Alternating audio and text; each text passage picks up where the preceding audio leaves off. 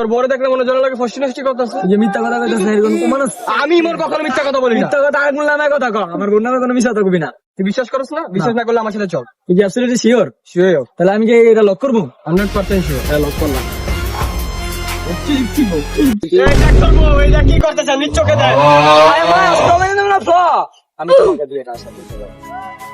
জলে রে কাঁদে রে হিয়া রে। এটা কি করলাম? এই তুমি আমার সাথে এটা কি করলা? হ্যাঁ, এই নদী ঘুমিয়ে পড়, কাল সকাল 9টা বাজে তো মঙ্গল আছে।